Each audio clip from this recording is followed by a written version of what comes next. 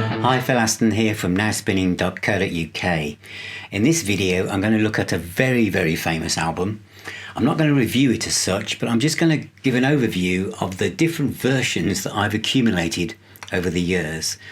And I'm going to give my own personal feelings about what this album means to me and how I discovered it. And in some respects, it's how I discovered this band from the beginning, really, and that band is Black Sabbath and the album is Paranoid.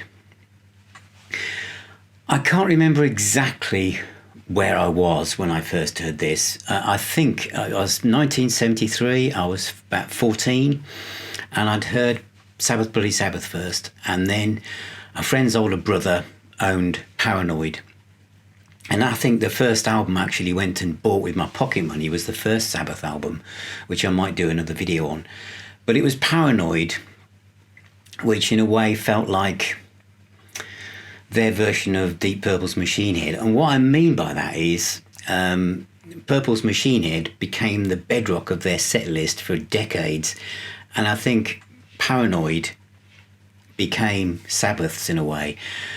And it's hard to imagine that the progress they made from that first Sabbath album, basically inventing a new genre, and then in the same year coming out with Paranoid. I can remember the first time I heard War Pigs, and I think because I was starting to get into guitars and stuff, the fact you could hear Tony Iommi's fingers squeaking up the strings had a very kind of personal and human element to it. Can you imagine now on albums, them allowing the squeaking of fingers going up and down the fretboard? That would be something that someone would try and take out digitally.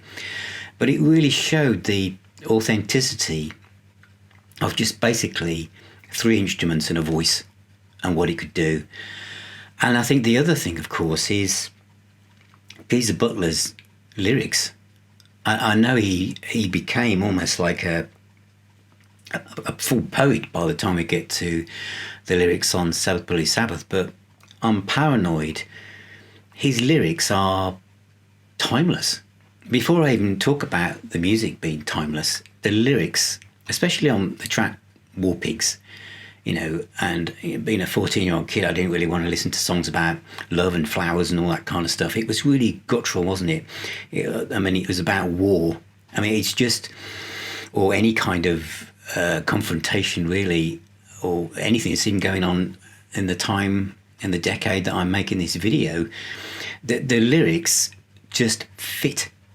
And there was something about those lyrics work with Tony Iommi's guitar, the riffs, Geezer Butler's rumbling bass, and Bill Ward's really jazzy drumming, and of course Ozzy Osbourne's voice. I was about to say sound, because although he's a vocalist, he makes a certain sound that just really brings that together. This is Black Sabbath. And the whole, the way it starts, with that the air raid siren and then the guitar riff comes in. It's just an amazing track. To this day, it's just fantastic. I think then that when I was at school and I used to go to school discos, and we used to hear Paranoid, which was a big hit, and so I knew that. But again, that was something that my kind of personality at that time, I felt it, I understood it. The only track I didn't like so much at the time, which is typical being a 14-year-old kid, was Planet Caravan, because I didn't really understand the kind of subtleties behind it and what they were doing. Of course, now I love it, and I obviously have done for decades, but then it was like that was the track. I picked the needle up and placed it forward to the next one, which was Iron Man. And if you think that what is heavy metal, and this is my perception of it, okay? It's riff-based rock. And in a way, Iron Man is the typical template for a heavy metal song. It is a guitar riff that is throughout the song, and the vocals follow the guitar riff. Ozzy doesn't even try and come up with another melody line. The riff is the melody, and it just follows it. And there's that kind of feeling that, especially in kind of early heavy metal, where they would plough a certain furrow in the field and then they'd stop and then they'd shift gear and move on to another riff, and the vocals would then follow that melody. And in a way, Iron Man and its subject matter, it's about an iron metal, space sci-fi, just fits perfectly. It really does. It's just perfect. And then we move on to the other side, and again we've got Electric Funeral, and a great riff that I used to play on one string, and because it was like the great thing about these riffs, Sabbath, you could almost try and emulate them, even though you didn't realise that that there was this down tuning going on. And then my favourite track really was Hand of Doom. This was again set into different segments that change gear, but Ozzy Osbourne's voice just brings that menace and that message, anti-drug song, live, doesn't it? And then Rat Salad, which is the drum solo, and then Fairies Wear Boots, which has kind of got that strange, quite shuffle, jazzy, bluesy shuffle, but it is a great album. So I'm just going to quickly go through the different parts of Paranoid that have entered my life. The first bit of Paranoid enter my life was this. This is my original vinyl. Now, this is my original vinyl. It's not on Vertigo, it's on WWA Records. And as far as I'm concerned, this is original to me because I bought it when I was at school, and it means a great deal to me. Laminated sleeve, and then this wonderful gatefold sleeve. And for many years, I knew many of my friends wanted to get a top like billboard with those stars on. But it was Ozzy, wasn't it? This pose here, looking down at the cameraman, it just looks so cool. And the fact he's standing away from the rest of the band, maybe of things to come when he was going to start his own solo career. But this, to me, it just summed it. I just looked at this for hours as I played the album. As I say, this is the WWA edition. It doesn't bother me that it's not Vertigo one because this is the one I bought. I bought it in the early 70s, and to me, it's just absolutely wonderful. The next one that arrived in the Aston household was actually, again, because I was looking for what I could find, and I wanted the single. I'd been too young to buy it at the time, and it was very common because it was such a big hit, and one of the loudest singles ever, the way it was pressed, and this is on the Vertigo label even, and that is Paranoid. And you can see that the collector version of me back in the day writing down when it got to the position number 4 on the 29th of August 1970, 18 weeks on the chart. And I even updated this to say 1980 it got to number 14 with the new wave of British heavy metal. The next thing I bought was the Songbook. And this contained basically tracks from the first 3 albums. And although I couldn't play some of it because I couldn't read the music, it had some great photos of Sabbath in the woods, an image or a style of photography for rock bands that would be copied in Sweden and Norway many decades later. But yeah, this has, I think, all the tracks from Paranoid, and it doesn't say it here, but usually it says guitar riff throughout. And it's just amazing. So that's a nice bit of memorabilia there. The next one I bought was this ages later, I think 96 was it? I think. Yep, 96, which wasn't the first CD of Paranoid, but it was the first one I bought, and which came with a little booklet and the lyrics, and of course the gatefold as well.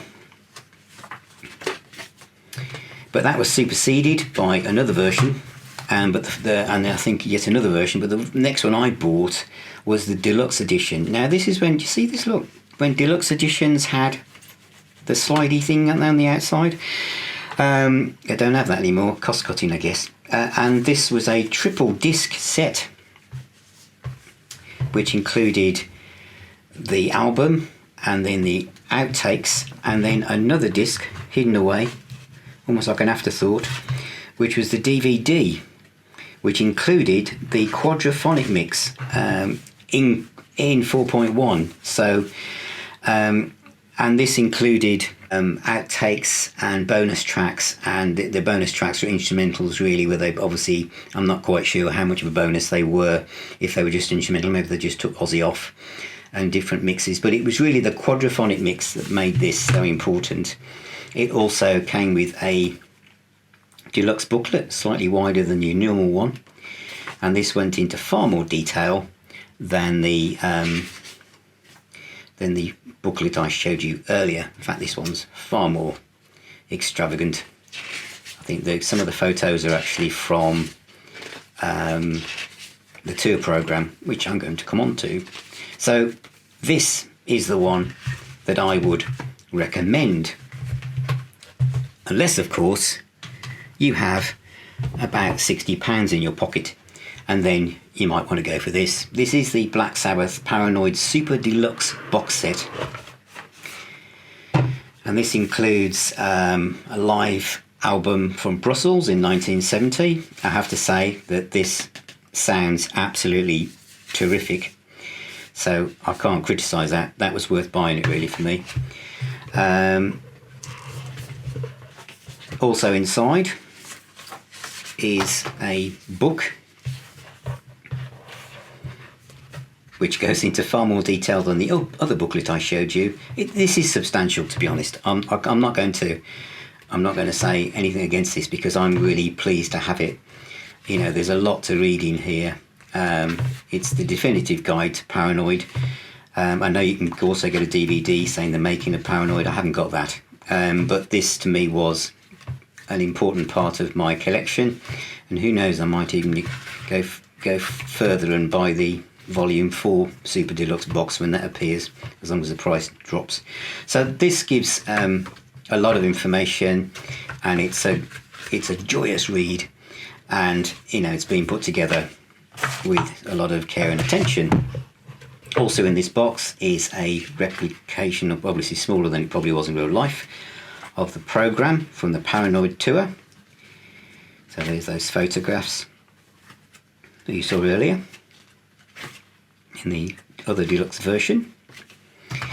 And then you get a poster, although I have to say I'm beyond the age of putting blue tack on my bedroom wall, but basically that opens out into a fairly well-known grainy picture of the lads. And also in here is the album.